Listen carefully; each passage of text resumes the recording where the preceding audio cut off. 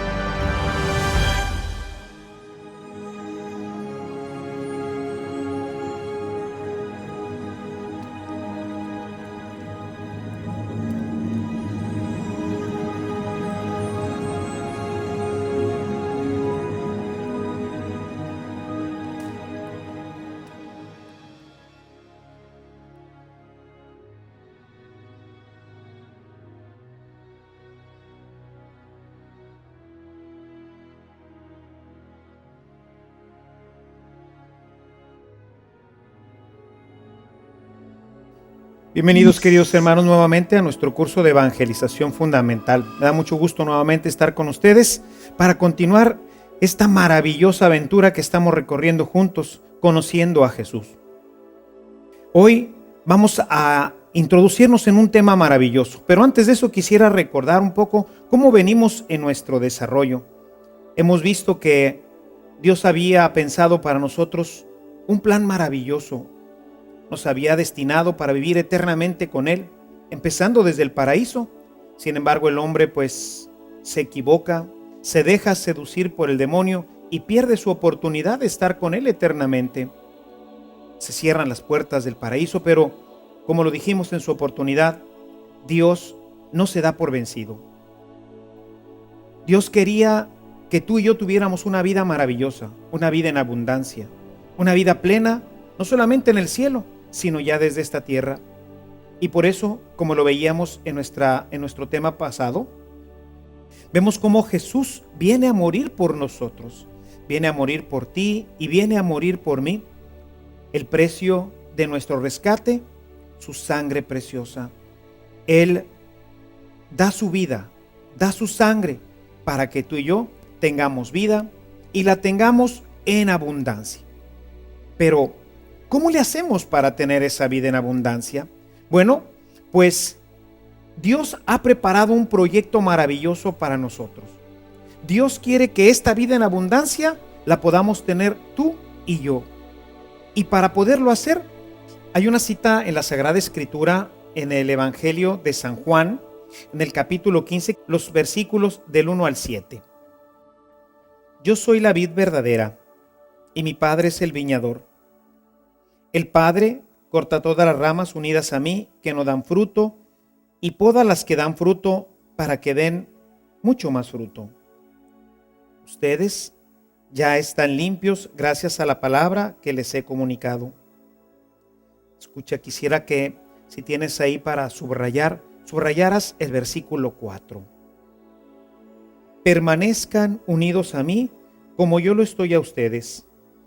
Ninguna rama puede producir fruto por sí misma, sin permanecer unida a la vid. Y lo mismo les ocurrirá a ustedes, si ustedes no están unidos a mí. Yo soy la vid, ustedes las ramas. El que permanece unido a mí, como yo estoy unido a él, produce mucho fruto, porque sin mí nada pueden hacer. El que no permanece unido a mí es arrojado fuera como las ramas que se secan y luego son amontonadas y arrojadas al fuego para ser quemadas. Si permanecen unidos a mí y mis palabras permanecen en ustedes, pidan lo que quieran y lo tendrán. Este texto nos indica con gran claridad cómo es posible que esta vida maravillosa que Dios nos ha traído, la podamos vivir tú y yo. Es necesario para ello estar unido a Jesús.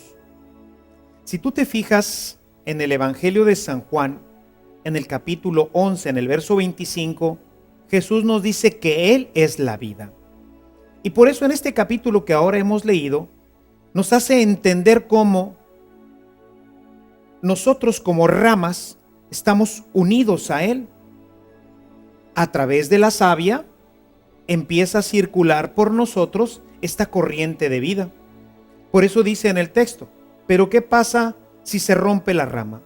Si la rama se separa, pues entonces se seca y ya no da fruto. Necesitamos entonces estar unidos a Él de la misma forma en que la rama está unido a su tronco, porque del tronco es en donde están las raíces y de las raíces es desde donde sube la savia, que es lo que le da vida a todo el árbol. Seguramente que si Jesús hubiera vivido en este tiempo moderno, quizás nos hubiera dado otro ejemplo que quisiera hoy ponértelo. Imaginémonos que fuéramos nosotros unos tostadores. Quizás Jesús hubiera dicho, si viviera en nuestro tiempo, diría: yo soy la corriente eléctrica y ustedes son los tostadores. Ustedes son los tostadores, las licuadoras, las planchas. Y bueno, pues decimos, si yo soy un tostador, el mejor tostador del mundo, maravilloso, perfecto, pero no estoy conectado, pues entonces no sirvo para nada. Soy un cacharro inútil que no sirve para nada. O si yo fuera la mejor plancha o el mejor CD o cualquier aparato, si yo no tengo corriente eléctrica, si no circula por mí esto que hace que yo tenga, pues, con qué funcionar, pues no voy a funcionar. Jesús, que vivía en otro tiempo, que vivía en el tiempo en el que pues todo mundo por ahí tenía la oportunidad de tener un arbolito y pues tenían ahí sus higos y tenían allá sus olivos, pues entonces para ellos en esta cultura era muy fácil entender. Yo soy la vid y ustedes son las ramas. Yo soy el tronco y ustedes son las ramas. Si la rama se separa del tronco, pues ya no tiene vida. Es entonces necesario estar unidos a Cristo. Cristo nuestra vid, Cristo nuestra fuente de la vida verdadera, de la vida que hace que podamos nosotros verdaderamente ser felices. Y quizás ahora te estarás preguntando, bueno, ¿y cómo me uno a Jesús? ¿Cómo puedo permanecer en esta relación con Él? Bueno, para ello quisiera mostrarte un texto que es fundamental.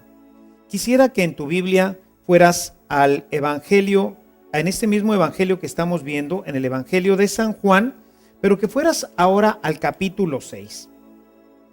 En el capítulo 6, Jesús nos va a hablar sobre la Eucaristía, el pan que da la vida eterna. Es un tema maravilloso. Ojalá y pudieras leer todo este capítulo. Se le llama teológicamente el sermón de Jesús sobre el pan de la vida. San Juan quiso incluir en su evangelio esta explicación maravillosa, que son una colección de temas, una colección de sermones, una colección de catequesis que Jesús hizo sobre este tema fundamental que es la Eucaristía y que finalmente organizó en un solo capítulo, que es el capítulo 6 del Evangelio de San Juan. Le llamamos el sermón eucarístico. Y en este sermón eucarístico, en la parte ya casi final, encontramos el siguiente texto. Quisiera que fueras a tu Biblia y ahí en tu Biblia, en este capítulo 6 de San Juan, fuéramos directamente al versículo 51. En este versículo dice lo siguiente. Jesús añadió: Yo soy el pan vivo bajado del cielo. El que come de este pan vivirá para siempre, y el pan que yo daré es mi carne. Yo la doy para la vida del mundo. Esto provocó una fuerte discusión entre los judíos, los cuales se preguntaban: ¿cómo puede éste darnos a comer su carne? Jesús les dijo: Yo les aseguro que si no comen la carne del Hijo del Hombre y no beben su sangre, no tendrán vida en ustedes. El que come mi carne y bebe mi sangre tiene vida eterna, y yo lo resucitaré en el último día. Mi carne es verdadera comida, y mi sangre verdadera bebida. El que come mi carne y bebe mi sangre, permanece en mí, y yo en él. El que come mi carne y bebe mi sangre, permanece en mí, y yo en él. Si te fijas, es exactamente lo que acabamos de leer en el capítulo 15. Permanezcan en mí.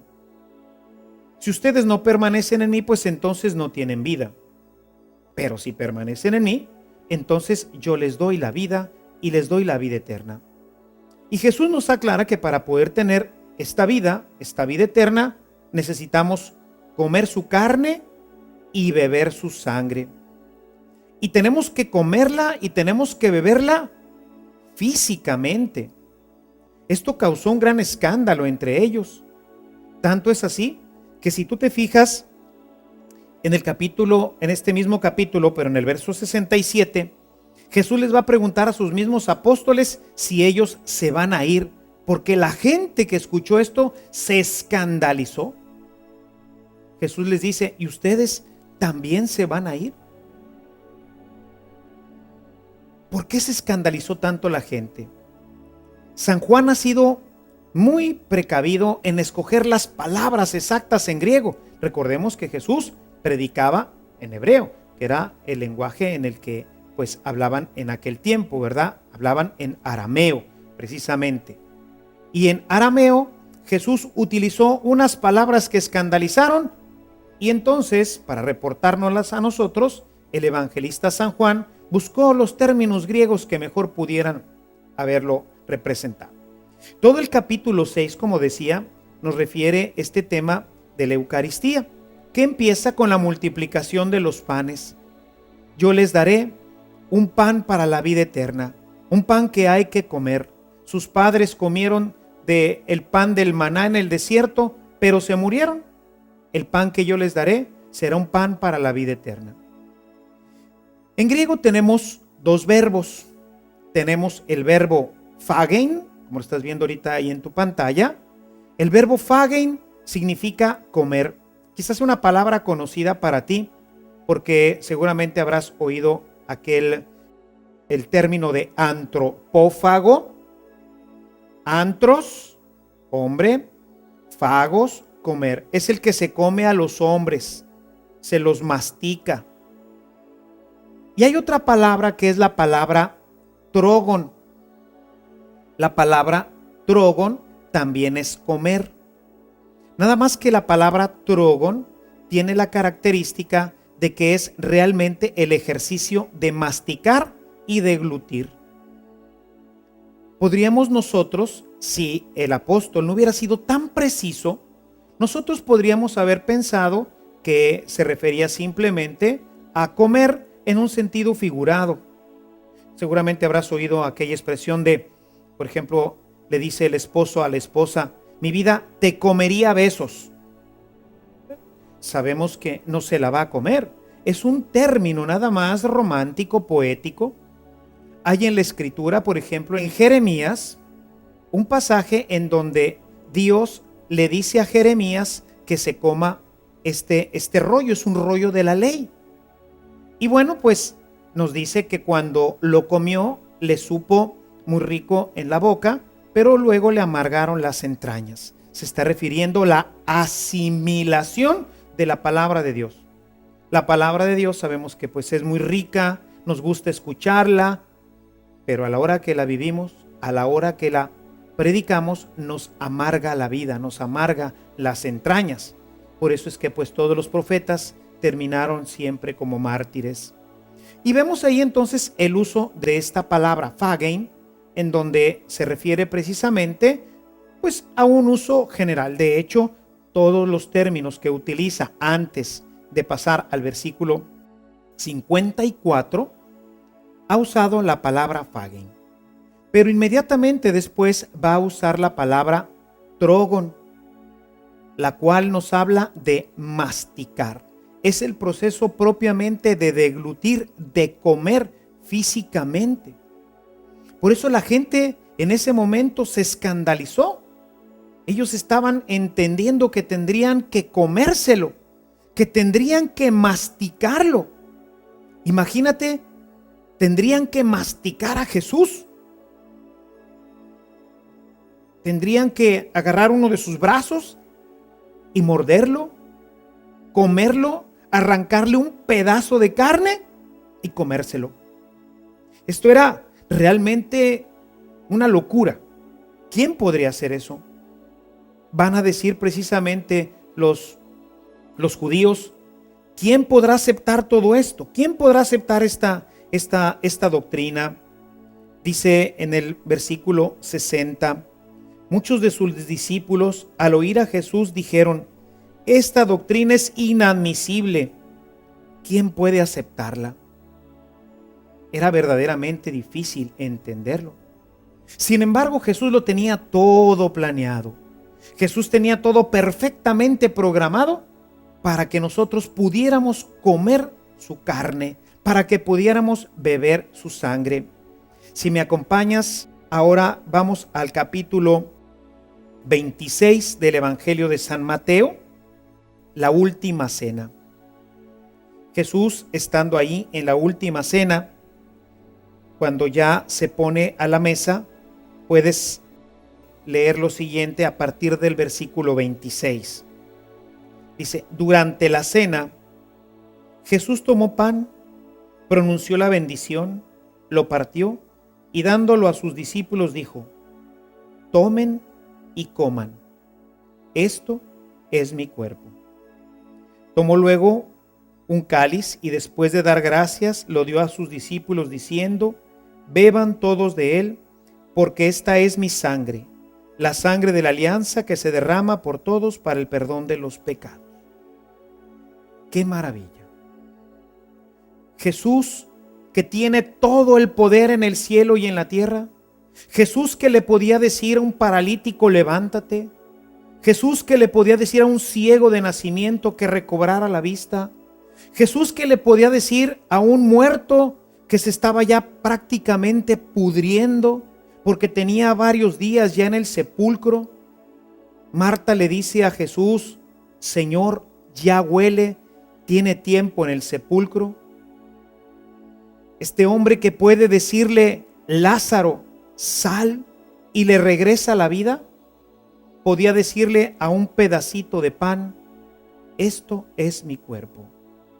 Y en ese momento ese pedacito de pan dejó de ser pan y se convirtió en el cuerpo de Jesucristo. Después tomó un poco de vino y con el poder inmenso y eterno que tiene como Dios, le dijo ese poco de vino que tenía ahí, esto es mi sangre. Y de esa forma pudieron comer su cuerpo y su sangre.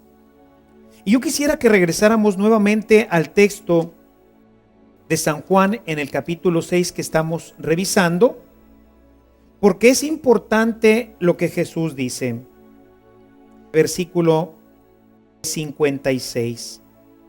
El que come mi carne y bebe mi sangre vive en mí, permanece en mí y yo vivo en él. Dice en el verso 57, como el Padre que me envió posee la vida y yo vivo por él, así también el que come vivirá por mí. Y no es una opción, Mira lo que nos dice un poquito antes, verso 53. Yo les aseguro, escucha bien esto, yo les aseguro que si no comen la carne del Hijo del Hombre y no beben su sangre, no tendrán vida. ¿Te fijas? No es una opción. No es, bueno, pues el que quiera, pues bueno, el que lo coma, como quiera, yo les voy a dar la vida eterna. No, lo asegura. Y cuando Jesús usa la palabra, les aseguro, en el texto hebraico, seguramente que habrá dicho, amén, amén. Es decir, con esto los profetas hablaban verdaderamente de una necesidad. La necesidad de comer del cuerpo y de la sangre de Cristo, porque sin ella no hay vida, no tendremos vida. Esto nos explica por qué hoy hay tanta gente en nuestro mundo que vive con angustia, con depresión, faltos de alegría. Es la gente que como tú y como yo y como tantos más se han bautizado, pero que no comulgan. Son tantísimos los hermanos que no comulgan. Imagínate, solamente el 12% de nuestros cristianos católicos asiste a misa. Y de ese 12%, solamente el 50%, en el mejor de los casos. Hay parroquias en donde el 30%, el 20% comulga. ¿Qué quiere decir entonces? Quiere decir que ese 93%, que ese 96%, que ese pequeño por ciento que comulga es el único que tiene vida y que todo el resto está separado de la vid. No tiene vida, no comulga, no tiene vida en él. Se los aseguro, lo acabamos de leer. La palabra nos lo acaba de decir. El que no come mi carne y bebe mi sangre, no tiene vida. La comunión, el sacramento de la Eucaristía, es precisamente ese instrumento que Dios nos dejó para que pudiéramos tener su vida, para que pudiéramos ser felices. ¿Qué pasa cuando una persona no come? ¿Se enferma? Y claro que tenemos los signos de la enfermedad. Cuando vemos que una persona estornuda y tiene tos, dice seguramente tiene gripe. Cuando vemos una persona deprimida, angustiada, siempre malhumorada, que no tiene paz en su corazón, decimos, esta persona está enferma. Está enferma, el pecado la está carcomiendo, el pecado la está destruyendo. Y esto es porque no se ha alimentado bien. Hoy escuchamos frecuentemente en la mayoría de los comerciales de productos alimenticios, sobre todo de estos que llamamos comida chatarra, ¿qué es lo que nos dicen? Coma bien, coma frutas y verduras, porque andan comiendo las papitas y los fritos y todo eso que no alimenta, es solamente, le llaman por eso, comida chatarra. Y hoy nuestra gente, nuestros cristianos, se alimentan de comida chatarra.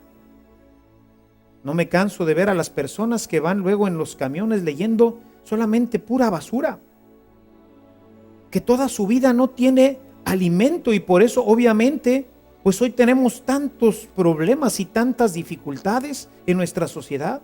Por eso hoy la gente encuentra tristeza, no encuentra paz, no encuentra gozo en su corazón. Y entonces ¿dónde lo anda buscando? Lo anda buscando en las fuentes vacías. Lo está buscando en todo este basureral que hoy hay en nuestra sociedad. Lo buscan en el alcohol, lo buscan en la droga, lo buscan en la pornografía, tratando de llenar de gozo, de alegría, de paz sus corazones. Y lo único que encuentran es más muerte. La única forma en la que podemos tener vida y tenerla en abundancia es estar unido a nuestro Señor Jesucristo. Pero la única forma en la que podemos estar unidos perfecta y plenamente con Él es a través de la Sagrada Eucaristía. Por eso la invitación de Jesús a que lo comamos. La gente de su tiempo se escandalizó. Hoy la gente no se escandaliza, simplemente no le interesa. ¿Cuántos de nuestros hermanos vienen a misa simplemente a sentarse como un costal de papas en una banca, esperando, contando el tiempo, a ver a qué horas va a terminar y el Padre? Van a la fiesta, pero no comen. Van a la fiesta esperando a ver en qué momento se termina para salir rápidamente corriendo a sus demás actividades. Y obviamente la paz, la felicidad, la alegría, pues no está en sus corazones. Jesús vino, sí, y vino para que tengas vida y para que la tengas en abundancia, para que puedas ser plenamente feliz, para que puedas gozarte en esta vida. ¿Qué necesitas?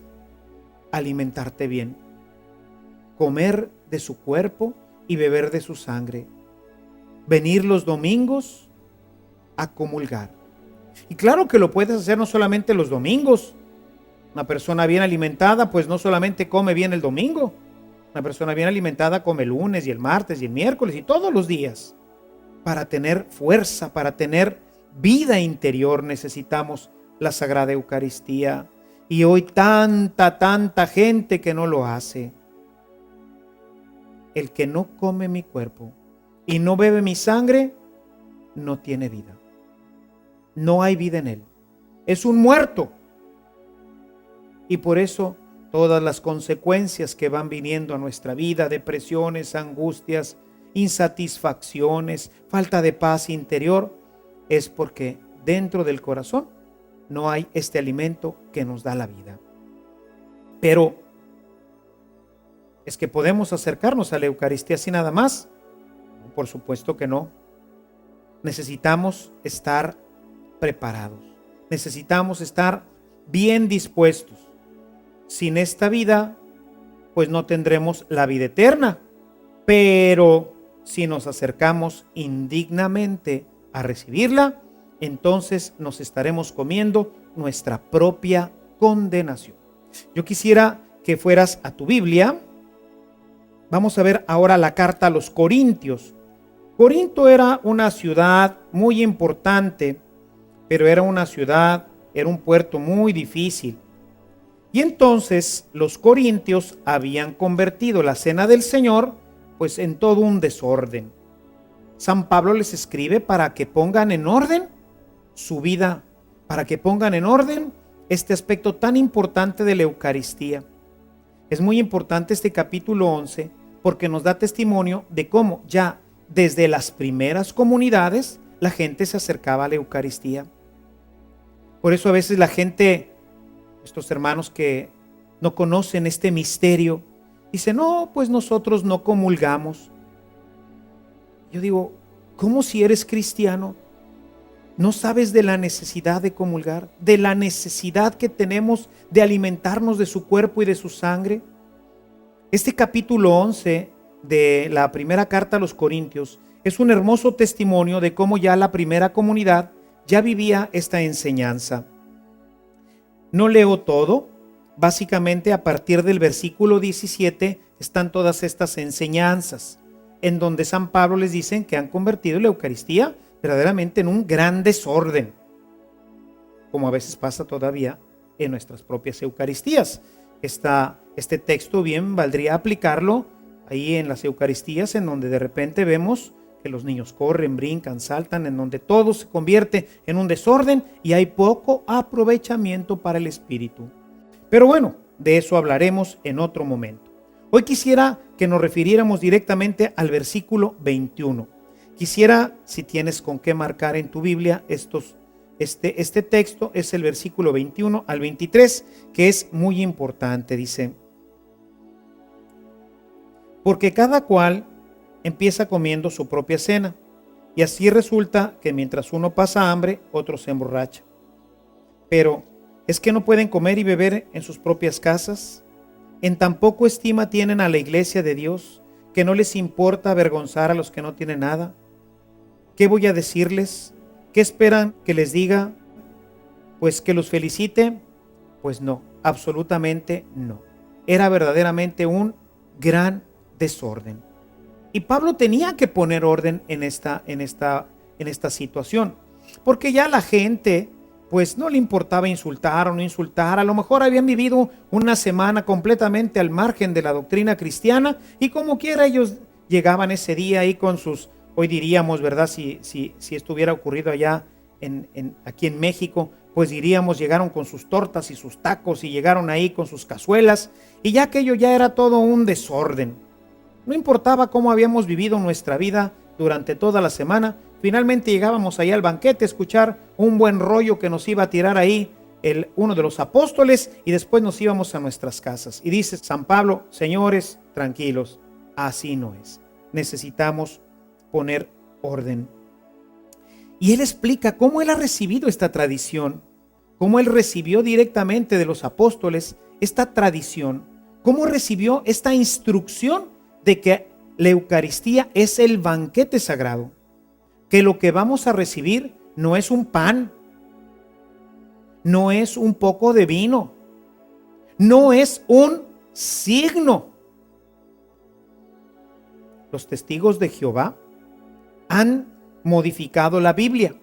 Ya lo comentaba en una de nuestras primeras reuniones. Se han atrevido a modificar las palabras para acomodarlas a su propia doctrina. Han cambiado y han puesto donde dice el texto que leí hace un momento en Mateo 26, 26, 28, donde dice, esto es mi cuerpo. Ellos han puesto, esto significa. Dos verbos completamente diferentes. El verbo ser es el verbo estin en griego, mientras que significar es semeion. Dos cosas completamente distintas. Si vamos directamente al texto griego, que es de donde se traduce para poder llegar a los textos que tenemos en las diferentes lenguas, pues entonces encontraremos que ahí aparece el verbo estin, no el verbo semeion. No es una significación. Esto significa, sino esto es. Esto es mi cuerpo. Esto es mi sangre. Hay una transformación, se llama en teología una transubstancialidad. Deja de ser una substancia, ya no es la substancia de pan, sino que ahora es la substancia de Cristo, verdaderamente su cuerpo. No es una significación. Lo que nosotros hacemos cada domingo no es simplemente una representación de lo que ocurrió en la última cena. Teológicamente se le llama memorial. Nosotros hacemos una memorialización, no un recuerdo. Cuando nosotros celebramos nuestra fiesta de cumpleaños, nosotros ese día, ¿qué estamos haciendo? Pues ese día estamos recordando que hace 10, 20, 30, 40, los años que tengamos, nacimos. Pero no es que ese día volvimos a nacer. Es simplemente un recuerdo. Nos gusta recordar. Nos gusta, pues, invitar a nuestros amigos, porque claro que fue el día en que nacimos, pues fue un gran día. Ese día tuvimos la vida. Para nosotros es un día importante. Y los invitamos a recordar. Jesús nos invita el domingo a memorializar. Es su memorial. Hacemos ahí un momento que trasciende el tiempo. Y el sacerdote que toma en sus manos ese pedazo de pan dice, esto es mi cuerpo. Esta es mi sangre. San Pablo lo dice claramente. Si gustas acompañarme en esta lectura, dice, del Señor recibí la tradición que les he transmitido, a saber, que Jesús, el Señor, la noche en que iba a ser entregado, tomó pan, y después de dar gracias lo partió y dijo, esto es mi cuerpo entregado por ustedes. ¿Te fijas? Esto es mi cuerpo. No dice esto significa mi cuerpo, sino esto es, del verbo ser, de tener la sustancialidad, la esencia. La Eucaristía es realmente Jesús. Igualmente, después de cenar, tomó el cáliz y dijo: este es el cáliz de la nueva alianza sellada con mi sangre. Cuantas veces beban de él, háganlo en memorial mío. No dijo, cuando lo hagan, me van a recordar. No, no estamos recordando. Podemos recordar cuando leemos la Sagrada Escritura y podemos cuando vemos, por ejemplo, la Pasión de Mel Gibson y otras tantas, la de Sefirel y otras tantas, pues ahí podemos recordar ese momento. Podemos ver cómo Jesús en ese momento, pues toma el pan y toma la copa con el vino y pronuncia estas palabras. Está recordando, estamos recordando, pero en misa no. El sacerdote, constituido por Jesús como un alter Christus, en ese momento él puede, con el poder que él mismo le confirió, transformar el cuerpo y la sangre del Señor para que todos lo comamos, porque si no, ¿qué hubiera sido de nosotros? Pues bueno, Pedro y los demás apóstoles, pues claro, ese día comieron su carne y bebieron de su sangre, porque Jesús dijo, este es mi cuerpo y esta es mi sangre. Pero ¿y todos nosotros que somos cristianos? ¿Y todos nosotros que necesitábamos también de este alimento? ¿Qué es lo que íbamos a hacer? ¿No tendríamos ya más alimento? Necesitaba dejarnos también la posibilidad, la capacidad de que esto se repitiera. Y todos los apóstoles fueron comunicando a través de la imposición de las manos este poder que recibimos ahora también nosotros, los sacerdotes de este tiempo, para, como lo hicieron en aquel, poderlo seguir haciendo también nosotros, de manera que todo el pueblo cristiano se pueda seguir alimentando del cuerpo y de la sangre de Jesucristo. Pero no termina ahí el texto. Dice en el versículo 26, así pues, siempre que coman de este pan y beban de este cáliz, anuncian la muerte del Señor hasta que venga. Escucha ahora el 27. Por eso, quien coma el pan o beba del cáliz del Señor indignamente, peca contra el cuerpo y la sangre del Señor. Más claro no puede estar. Lo primero que nos deja ver esta cita es que realmente Pablo, que no cenó con el Señor, y toda esta comunidad que estaba reunida allí en Corinto, no había cenado con el Señor. Ellos reconocían que en el pan y en el cáliz, una vez que se habían pronunciado las palabras, que hoy llamamos consacratorias, a partir de ese momento ya no era más pan y ya no era más vino. Por eso el que se lo coma indignamente peca contra el cuerpo y la sangre del Señor, que es lo que está ahora ya en ese pedazo de pan y en ese pedazo de vino, en ese poco de vino que ya no es pan y que ya no es vino, sino que ahora es el cuerpo y la sangre del Señor. Y dice, verso 28, examínese pues cada uno a sí mismo antes de comer el pan y beber del cáliz, porque quien come y bebe sin distinguir el cuerpo, come y bebe su propio castigo. Y mira lo que dice en el verso 30. Por eso hay entre ustedes muchos enfermos y débiles, y son bastantes los que mueren por esta razón. Cuando la gente se acerca indignamente a comulgar, se está comiendo su propia condenación. Hay gente que piensa que puede vivir su semana y puede hacer lo que quiera durante la semana y puede llegar tranquilamente a comer y a beber del cuerpo de la sangre del Señor. Para poder acercarnos dignamente a recibir el cuerpo y la sangre del Señor, necesitamos ir en lo que hoy conocemos nosotros como en estado de gracia. Necesitamos estar en comunión con Cristo.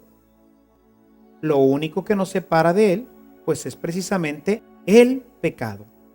Lo único que nos separa de Él es el pecado. Si nosotros no estamos en comunión con Él, pues ¿cómo vamos entonces a recibir la comunión? Hay gente que dice, no, yo primero pues comulgo y después me confieso, después voy a reconciliarme con Dios. Cuando yo ofendo al Señor, cuando yo hago lo que Él me prohíbe hacer, como ya lo hemos visto anteriormente, se rompe nuevamente mi relación con Él y necesito nuevamente volverla a entablar. Un ejemplo que me gusta ponerle mucho a los niños, porque se me hace que cuando el niño puede comprender esto, pues es también muy fácil que nosotros como adultos lo comprendamos. Imaginémonos que el niño está jugando como todos los niños y pues ese día llovió y ya ven que a los niños les encanta, a todos nos ha gustado jugar con el lodo, hacer pastelitos y castillitos. Y bueno, pues llega el niño que está casi para echarlo así completito a la lavadora, ¿verdad? Viene todo completamente lleno de barro, viene completamente lleno de lodo. Imaginémonos que el niño pues ya la mamá lo llama para comer, ha estado jugando toda la mañana ahí con el lodo y entonces pues llega así con todas sus manos completamente llenas de lodo y entonces le dice, oh, muy bien mamá, me voy a sentar a comer. Pero, momento, no. Primero vas, te lavas las manos bien lavadas, te cambias tu ropa, te arreglas y después bajas para comer. ¿O dejaríamos que un niño se acercara así todo hecho un lodo? ¿Se acercara a comer? Se llenaría de microbios, de bacterias, se enfermaría. No, necesitamos acercarnos a comer con las manos limpias. Bueno, si eso lo decimos para comer la comida normal, pues lo mismo y más aún tendríamos que decir para comer la comida espiritual. Lo que lavamos no es las manos, sino es el alma. Y para que pudiéramos lavar el alma como el Señor, pues claro que nos conoce y sabe de todas nuestras debilidades, pues nos dejó también un sacramento que nos ayuda a poder recuperar la gracia. Es el sacramento de la reconciliación. Cuando nosotros ofendemos al Señor, cuando rompemos nuestra relación con Él, entonces necesitamos volverla a unir. Y esta forma para poderla unir es el sacramento de la reconciliación. Necesitamos que Dios nos perdone los pecados. Y entonces diríamos, bueno, Señor, pues perdóname, yo te pido perdón. Pues bueno, quizás nos gustaría eso. Y de hecho hay mucha gente que hace eso.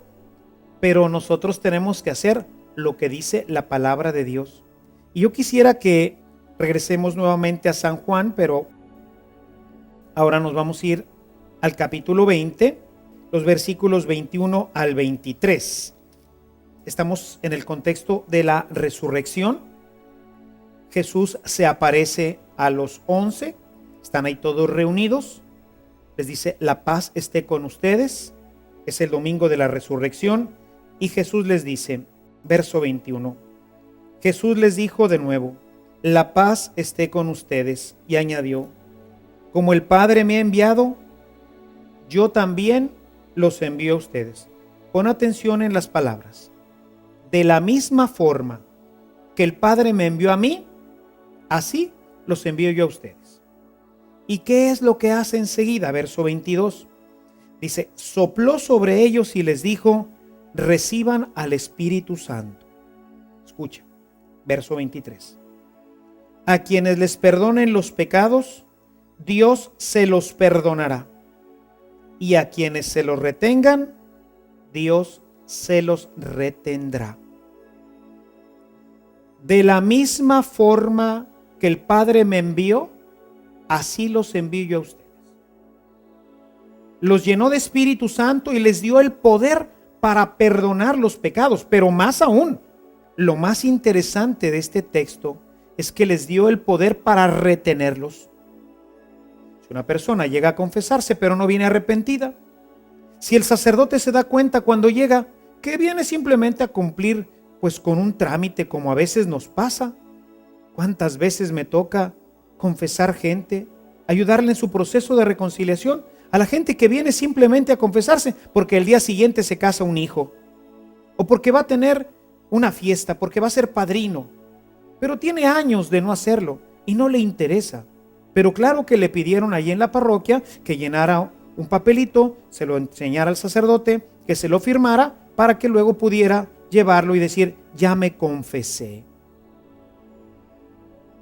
A los que se lo retengan, Dios se lo retendrá. No porque yo voy a confesarme, automáticamente me va a perdonar el Padre. Exige forzosamente el arrepentimiento, el cambio de vida, porque me voy a volver a acercar a esta fuente de gracia que es Dios, porque me va a preparar este estado de gracia para volver a comer del cuerpo y de la sangre para que pueda yo tener vida. Nos acercamos al sacerdote en el sacramento de la reconciliación para que Él, en el nombre de Dios, en el nombre de Jesucristo, que tiene poder para perdonar los pecados, me perdone mis pecados. Y hay gente que dice: no, el sacerdote, ¿por qué tengo que ir yo con un padre? Es igual que yo, es un humano como yo.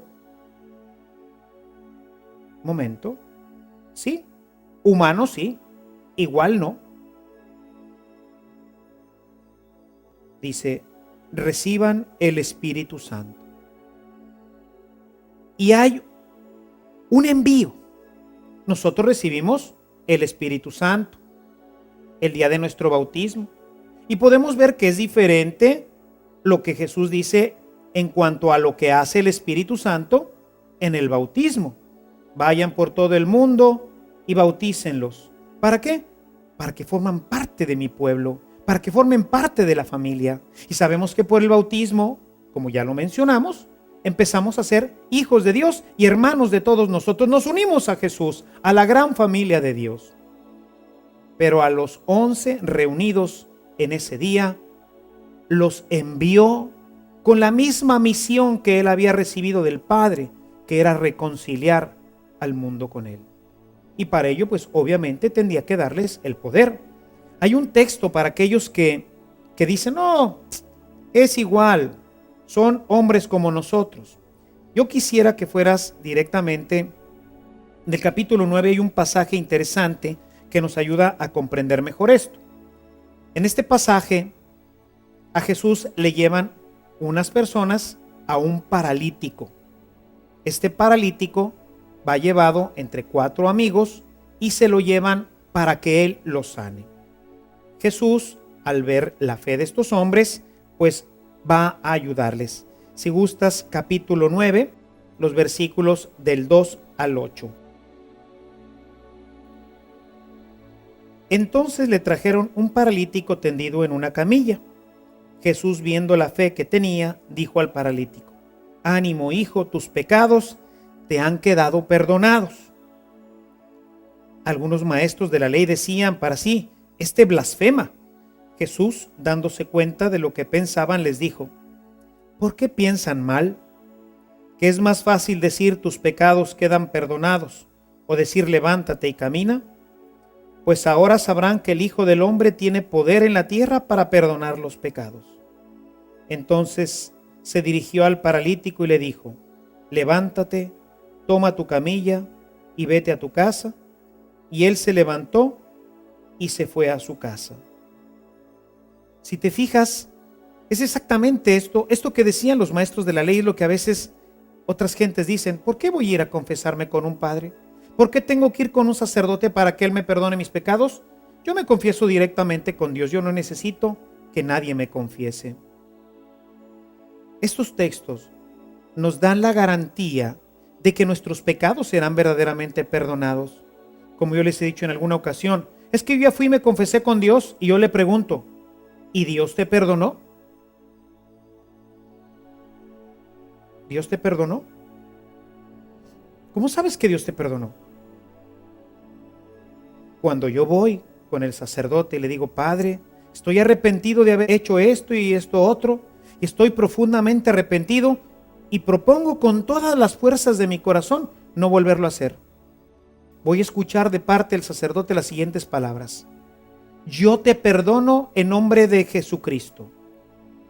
En el nombre de la iglesia que ha recibido este poder, yo te absuelvo. Yo te perdono de todos tus pecados en el nombre del Padre, del Hijo y del Espíritu Santo. En el nombre del Padre y del Hijo y del Espíritu Santo, Él me ha perdonado. Y como es palabra del Señor, en este texto que escuchamos de Juan, a los que les perdonen, yo les perdono. Él ya me perdonó, Dios ya me perdonó. Por eso es importante hacerle caso a la palabra de Dios. Por eso es importante conocerla. Nos perdemos de tantas gracias, o a veces cometemos gravísimos errores, como por ejemplo el acercarme a comulgar sin estar en gracia, sin haber recibido previamente el perdón de mis pecados, porque me acerco sin discernir el cuerpo y la sangre del Señor. Y entonces, en vez de comer para mi bien, como para mi mal. Y en vez de que la Eucaristía sea fuente de gracia, se convierte en fuente de muerte. Nos comemos nuestra propia condenación, dice el apóstol San Pablo. Por eso, mis amados hermanos, qué importante es la palabra.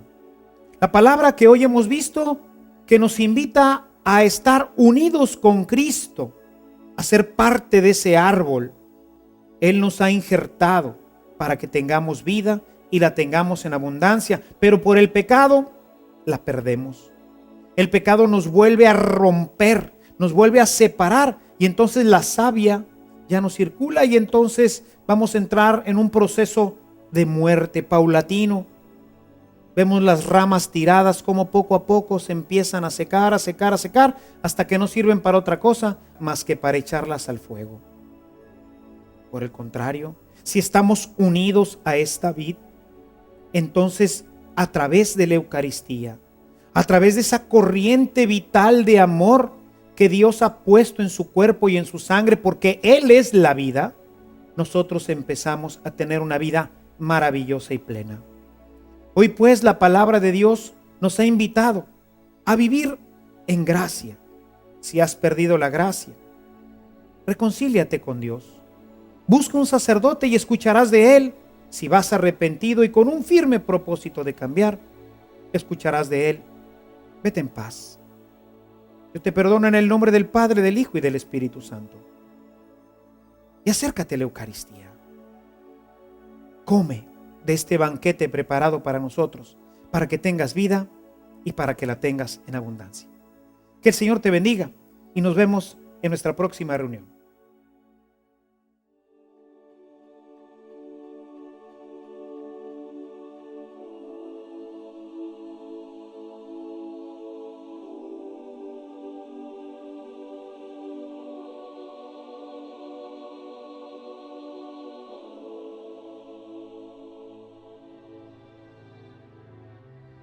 Esperamos que después de esta sesión sientas un gran deseo por unirte más a Jesús, comiendo su cuerpo y bebiendo su sangre. La próxima semana continuaremos con este fascinante tema en el que el Padre Ernesto explicará cómo podemos ser dignos de participar de esta comunión plena y perfecta con Dios si hemos estado viviendo en pecado. Hasta entonces.